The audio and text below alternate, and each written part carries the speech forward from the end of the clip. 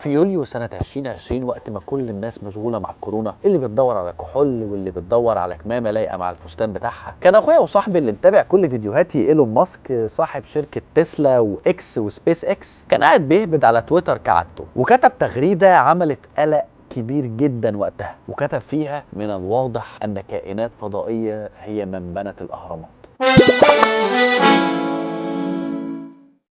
الدنيا اتقلبت، ووصل عدد الناس اللي ردوا على التويته دي في اول 6 ساعات ل 10,000 كومنت، من ناس مصدقه ومن ناس بتقول له ايه الهجس اللي انت بتقوله ده يا عم، بطل هبد على الكيبورد بقى. وخلي بالك الكلام بتاع ماسك مش جديد ولا حاجه عن الاهرامات، لان ده هوس ناس كتير قوي وفاكرين لحد دلوقتي ان الاهرامات اتبنت عن طريق كائنات فضائيه، من كتر العظمه الهندسيه اللي لحد دلوقتي مفيش دليل قاطع ولا نظريه واحده صحيحه كل الناس اجمعوا عليها ان هي اللي بيها اتبنت الاهرامات. وطلع نظريات كتير يقولوا مين اللي بنى الاهرامات. في ناس قالت فضائيين، في ناس قالت ناس ضخمه عملاقه زي اللي كانت في قوم عاد، لدرجه ان في ناس بتقول اشرف بتاع الكبير قوي هو اللي بناه. عمك ايلون ماسك عجبه قوي الترند والزيطه اللي حصلت لما كتب التويته دي، يسكت قام كاتب تويته تانيه وقال: الفرعون رمسيس الثاني كان كائنا فضائيا. الناس بقى في اللحظه دي قالت: الراجل ده اكيد مش ضارب حاجه، الراجل ده مش رافع مثلا حبيتين اباتريل، راجل بالشهره دي وبالقوه دي وبالفلوس دي، اكيد الراجل دي بيقول معلومه عن علم وعن ثقه، يا اما في اكتشاف جديد يا اما في معلومه جايه له من فوق قوي في الحكومه الامريكيه وهو مش عايز يقول مين اللي قالها. الحقيقه ان الغرب لحد دلوقتي شايفين ان المصريين ما يقدروش يبنوا الاهرامات، فتلاقي نظريات تقول لك ان الجن والعفاريت هم اللي عملوها مش المصريين، ونظريات تانية تقول لك لا يا عم دول استعانوا بالماموس او الديناصورات عشان يبنوها، زي ما اتذكر في فيلم 10,000 سنه قبل الميلاد. ودي اغبى نظريه فيهم، لان اصلا الحيوانات دي انقرضت قبل اصلا ما يكون في انسان. وطبعا النظريه الاشهر هي ان الفضائيين هم اللي بنوها، وده حصل واتثبت قوي بعد المؤتمر اللي حصل في المكسيك لما جابوا فيه كائنين فضائيين بجد من وجهه نظرهم. وهحكي لكم عن الموضوع ده بالظبط في حلقه تانيه، مؤتمر المكسيك. وعشان ما نلغيش كتير في النظريات الخايبه دي، انا هقول لك رد بسيط قد كده: ان في سنه 1990 اكتشف الدكتور زاهي حواس مقابر للعمال بتوع الاهرامات، وكمان عالم الاثار الامريكي مارك لينر اكتشف مكان للعمال اللي كانوا بيحفظوا فيه اكلهم كله، غير شويه برديات كانت بتتكلم عن بناء الاهرامات. ده بقى اللي اسمه كلام علمي، مش الهبد التاني ولا ناس كانت قاعده بتحشش مع حسن الصباح. بس السؤال بقى، انا ليه طالع لك الحلقه دي؟ انا طالع اقول لك هل احنا عندنا فعلا فضائيين بالادله ولا لا، وجاي اقول لك هل احنا مؤمنين ان في فضائيين ولا لا.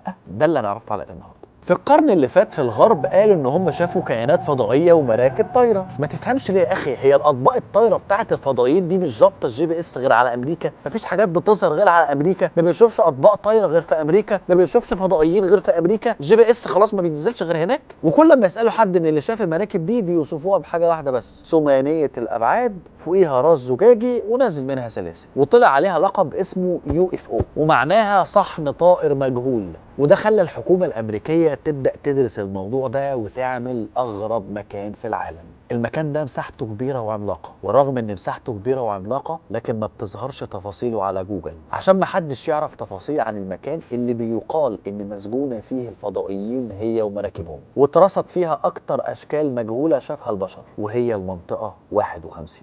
قصة المنطقة دي بدأت لما الحكومة الأمريكية في الخمسينات لقت إن في كلام كتير عن طيارات بتطير، افتكرت إن هي طيارات تجسس من الاتحاد السوفيتي عليهم في الحرب الباردة. عشان كده اتأسست المنطقة دي سنة 1955 في صحراء نيفادا فوق بحيرة جروم الجافة، وهي جزء من قاعدة إدواردز للقوات الأمريكية، وتحت حمايتهم وجنبها منطقة الاختبارات بتاعة نيفادا العسكرية. عايز أقول لك إن من سنة 55 لحد 2013 مفيش أي كلام عن المنطقة دي، مفيش حتى وثيقة عنها من الكونجرس الأمريكي أو الرئاسة، كأنها مش موجودة، وكل ما حد يتسأل عليها يعتبر نفسه من ولاية بنها. وأول رئيس أمريكي اتكلم عنها هو باراك أوباما. وجهاز الاستخبارات الأمريكية CIA اعترف بوجود المنطقة دي سنة 2013. يعني بعد حوالي 60 سنة من وجودها. ورغم كده أول خبر صحفي اتكلم عن المنطقة دي سنة 1959 من جريدة رينو الأمريكية، وكان مكتوب فيه سفينة غامضة تلوح عبر سماء أريزونا. وحصل بعدها حادثة روزويل لما اتحطم بعدها جسم غامض واتنقل للمنطقة دي،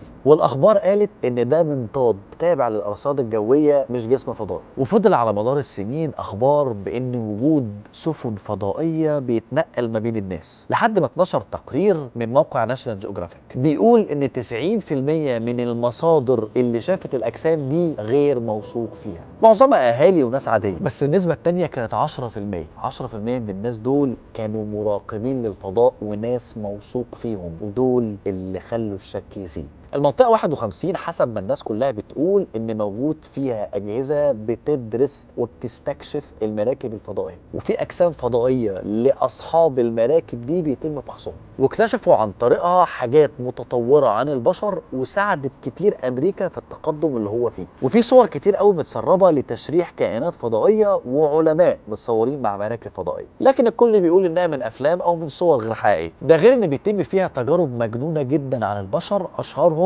مشروع أبيجيل. وأبيجيل ويستر دي بنت أمريكية، بنت واحد من علماء المنطقة اسمه ألبرت ويستر، وافقت إن يتعمل عليها تجارب من مواد كيميائية جاية من الفضاء. ومع متابعة حالتها ابتدى طولها يزيد وجلدها يبقى شاحب، وتحولت أبيجيل لوحش مخيف من الصور اللي اتسربت ليه. ويقال انها هربت بعد ما قتلت 2 من الحراس، ولسه في غرفتها لحد دلوقتي بيسمعوا صوت صريخها وعياطها. حالة السرية اللي حوالين المنطقة 51 لحد دلوقتي سرية وغامضة، ومش معروف حاجة عن اللي بيحصل جواها، رغم ان اللي بيشتغل جواها حوالي 1500 شخص، لكنهم بيوصلوا مطار لاس فيجاس وهي اقرب منطقة ليها على طيارات ما فيهاش اي شعار غير خط واحد احمر، وممنوع عليهم يتكلموا عن شغلهم او المنطقة، وممنوع لاي طيران او اجهزه تصوير تحلق من فوق المكان. ده غير ان انت اصلا لو طلبت اوبر عشان تروح هناك السواق مش هيقدر يكمل بسبب كميه المطبات اللي هيقابلها، لان الطرق اصلا مش ممهده لهناك. وكل ما تقربوا هتلاقي علامات بتبدا من الغرامه لحد السجن لحد الضرب بالنار.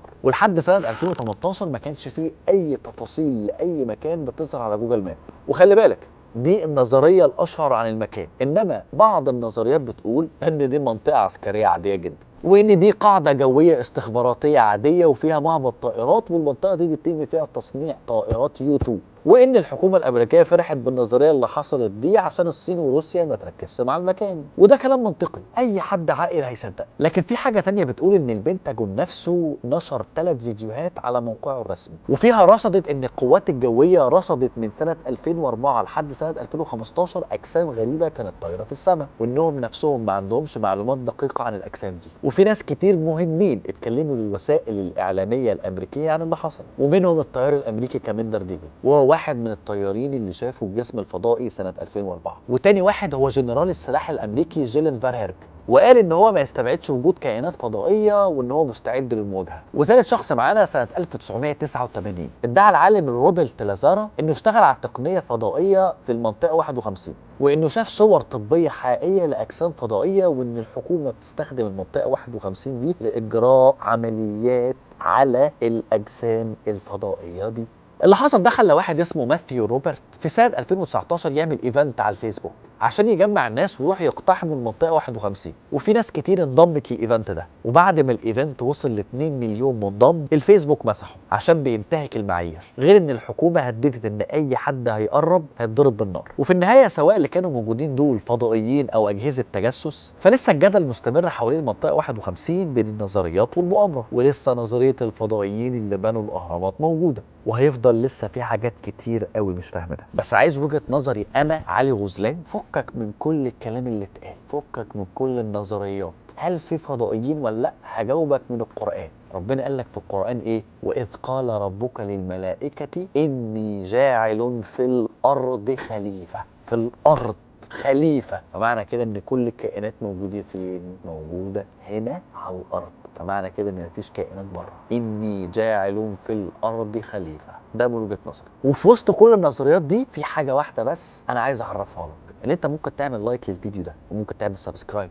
وممكن تعمل شير، وممكن تعرف صحابك عشان يجوا يسمعوا الحلقه بتاعه المنطقه 51، وممكن لو انت على الفيسبوك تعمل شير، وممكن تجاوب على سؤال حلقه في الكومنتات، وممكن تشوفني في الحلقه الجايه، وممكن تبص على المصادر. في حاجات كتير قوي ممكن تعملها لحد ما تصدق الحلقه الجايه.